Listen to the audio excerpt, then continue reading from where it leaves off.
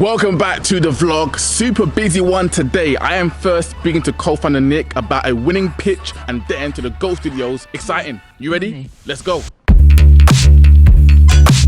I guess first order of business is congratulations on the new pitch wins. Yes. 2 weeks ago, I was in Austin, Texas. Yep.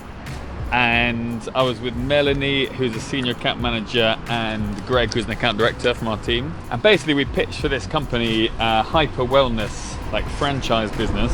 And I filmed a little segment in a beer garden waiting for my flight. I'm coming to you from Austin, Texas. I forgot how good in-person pitching is. I think it's so valuable being in the room with people, looking them in the eye. We met the CMO who we hadn't met before, and I'm pretty sure none of the other agencies are pitching in person.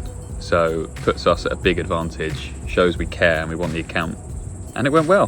This company called Restore, I thought we were perfect for what they wanted to achieve, which is basically to turn themselves into a lifestyle brand. We had an IV drip on the morning of the pitch because that's one of the services they offer. How important was doing that before the pitch? So my tip for anyone out there is if you've got a big pitch or an RFP response, you can build as great a strategy as you want, but you should also try and go above and beyond in some way.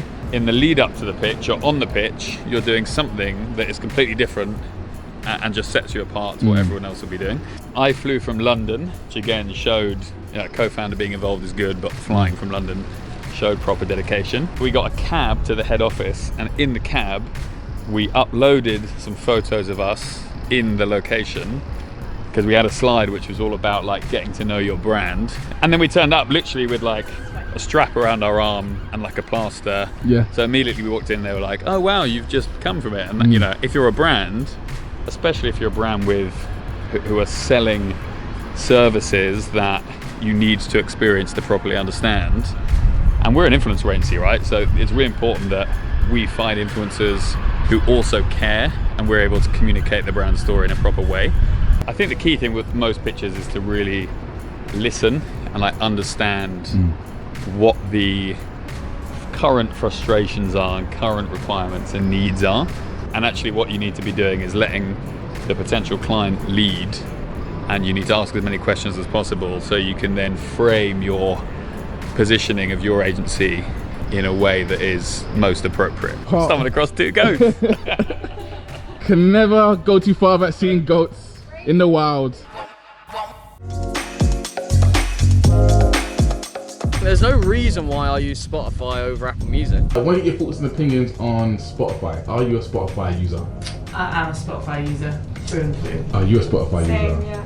Why Spotify over, say, Apple Music or Tidal or any other streaming? I just downloaded it first and now everything's on Spotify, and so I'm not going to transfer, now everything's on Spotify. So many other streaming platforms have tried to break the Spotify clutch. Apple Music, obviously everyone's got it on their iPhone already, so why hasn't that been able to disrupt it? Spotify's got unreal staying power, and it hasn't really got anything better than anything else.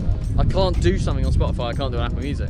I feel like Spotify does better Discover Weekly and merging playlists and like going to the radio of an artist. You can see what other people are listening to and stuff rather than just plain music. It's interesting because it's dominated really for like 5 years now. It was early in the podcast space, for sure. See, that's maybe one of the reasons that I like Spotify, because it's really attacked the podcast space. The platform itself is like same as it's been for years. Yeah.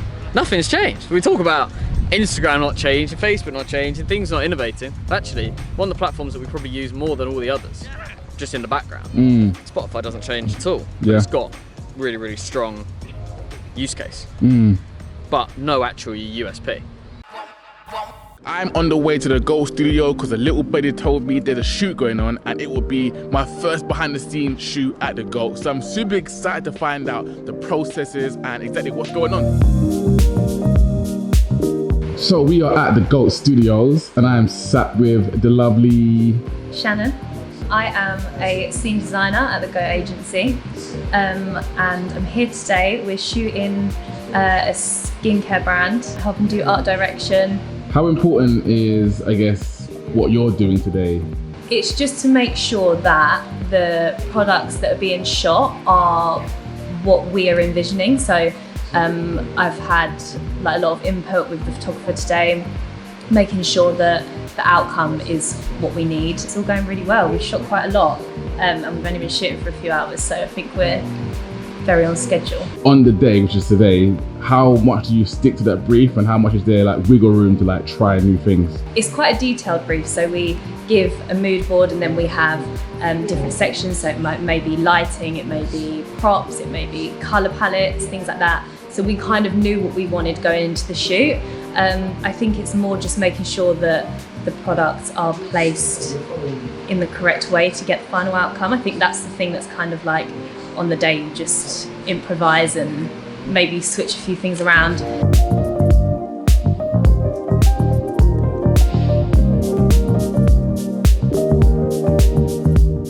Another day, another vlog. I am just now leaving the Ghost Studios after a big day. Spoke to Nick about our clients Restore from America, and I was behind the scenes watching them do magic for a new client, Farm RX. What a fun day. Hopefully you learned so much. I did. Make sure you like, share, subscribe. See you next time. Peace.